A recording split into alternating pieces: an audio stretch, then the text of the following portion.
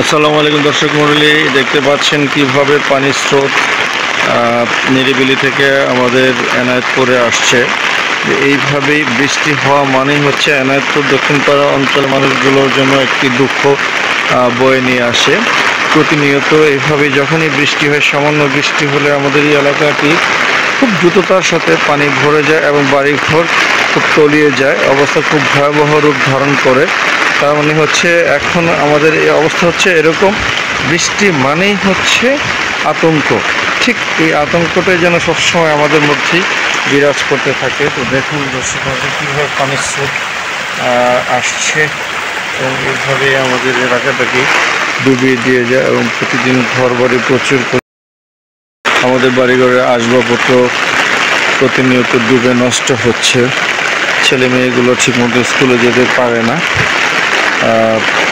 অবশ্যই প্রতিনিয়ত কোনো না কোনো দুর্ঘটনার শিকার হতে হচ্ছে। তো এটা হচ্ছে এনায়েতপুর দক্ষিণপাড়ার দক্ষিণ অংশ, অর্থাৎ দামসোনা ইউনিয়ন পরিষদের সর্বশেষ এলাকা। এবং ঠিক আমার বাম পাশে যে বাড়িগুলো দেখতে পাচ্ছেন, এটা হচ্ছে পাথালিয়া ইউনিয়ন পরিষদ।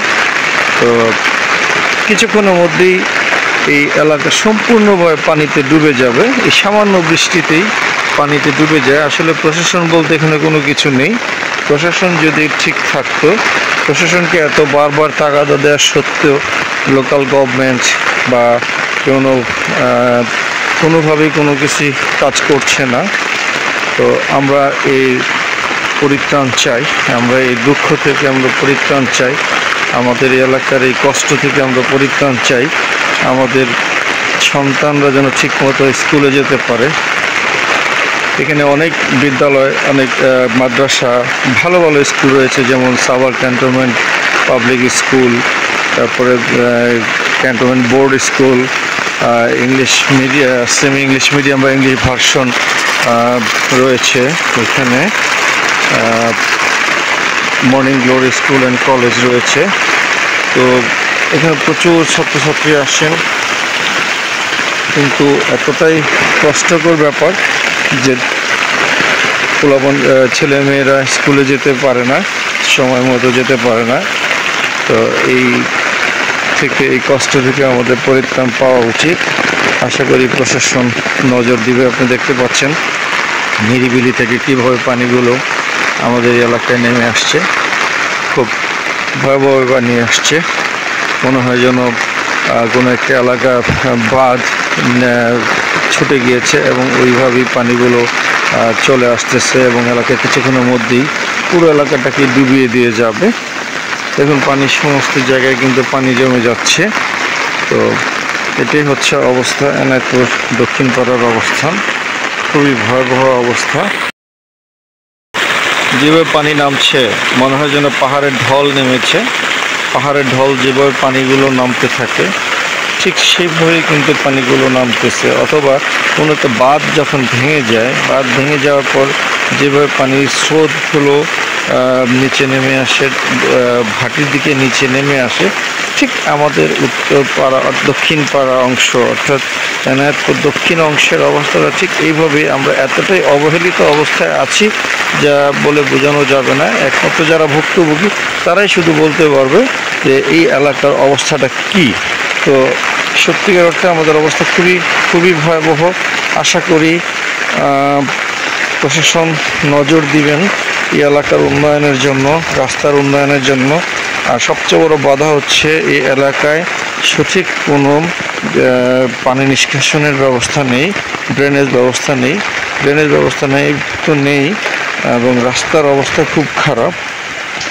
তো আমি আশা করি অবশ্যই প্রশাসন এদিকে নজর দিবেন, এলাকার উন্নয়নে নজর দিবেন।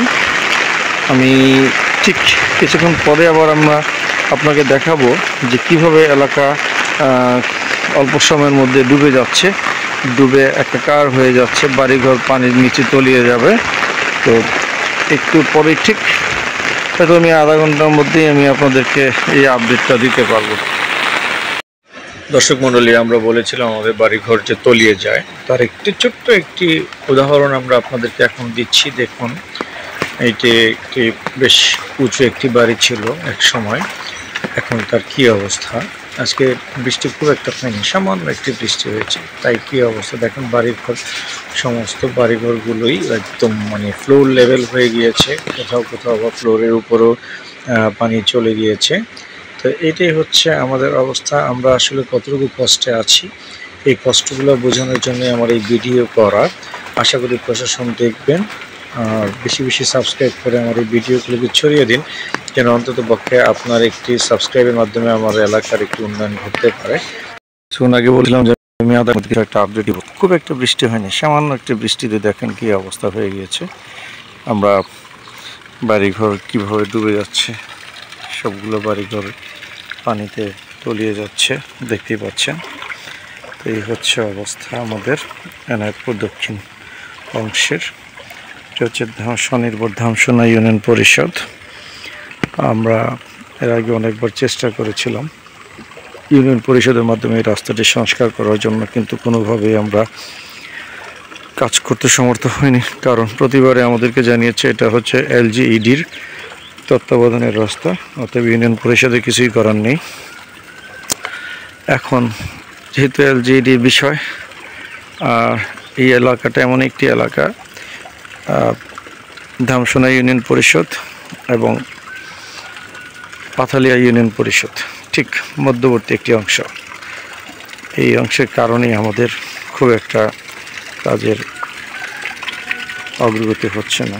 এই যে মাত্র পানি ঢোকা শুরু করেছে, এটা কিন্তু পাইপগুলো আটকিয়ে রাখা হওয়ার কারণে পানি এখনও প্রবেশ করতে পারেনি। হয়তো কিছুক্ষণের মধ্যে পানি আবার প্রবেশ করে ফেলবে। তো পানির চতুর্দিক থেকে পানি আসা শুরু হয়েছে। এই যে দেখুন, সব এলাকা, পুরো এলাকাতে পানিতে ডুবে গিয়েছে। পানি আসতেছে কিভাবে, আমি যদি নিজেকে দেখাতে পারি। পানির অবস্থানটা হচ্ছে এই, পানি এখন মোটামুটি হাঁটু পানি হয়ে গিয়েছে। এই পানি জমে থাকবে কমপক্ষে 8 থেকে 10 ঘন্টা। আর আজকে কিন্তু খুব একটা বেশি বৃষ্টি হয়নি। বৃষ্টি এখন যদি আর একটু বেশি বৃষ্টি হতো তাহলে প্রতিটা বাড়ি কিন্তু পানিতে তলিয়ে যেত। তো ঠিক হাঁটু পানির মধ্যে অবস্থান করছি। দেখুন কয়েকটি বাড়ির অবস্থান দেখাই আপনাদেরকে, যে ঠিক যে ব্যারিকেড দেওয়া আছে একদম। এখানে দেখুন দর্শক মণ্ডলী, পানি আমার ঠিক হাঁটু বরাবর।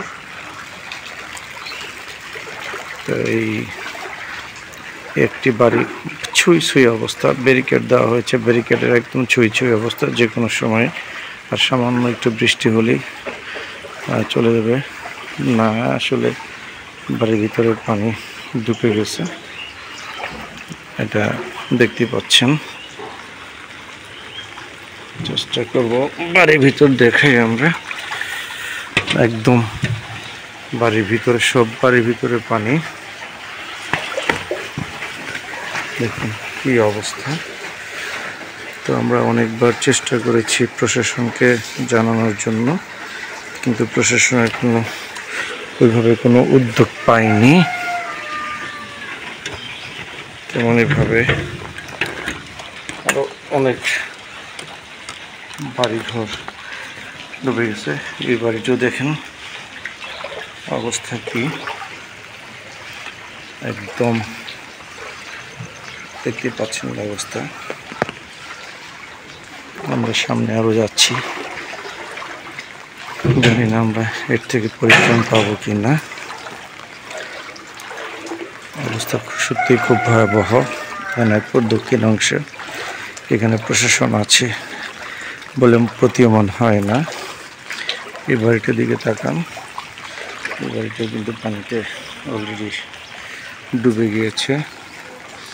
ঠিক অবস্থাটা এরকম, এখানে হাঁটু পানির চেয়ে বেশি। পুরো এলাকায় এখন পানির নিচে। জানি না প্রশাসন আমাদের দিকে দৃষ্টি দিবেন কিনা।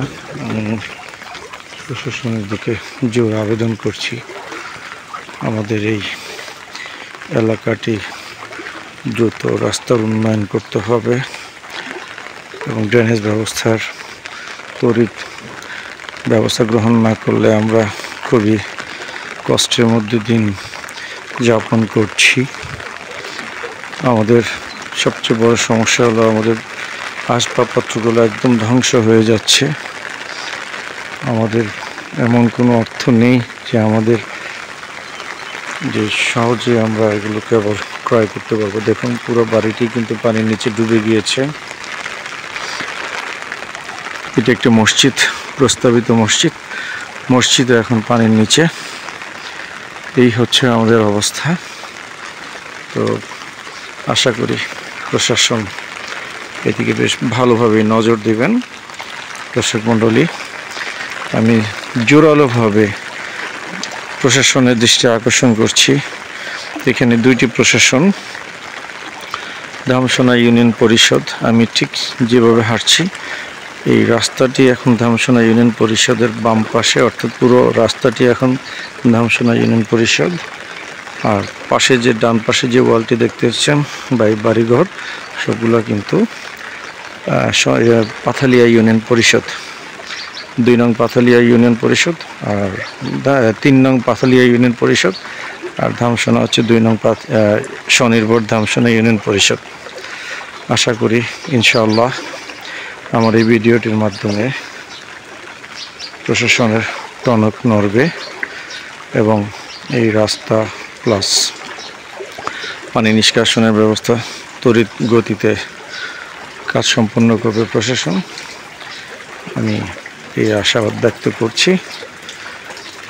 আসসালামু আলাইকুম ওয়া রাহমাতুল্লাহি ওয়া বারাকাতুহু।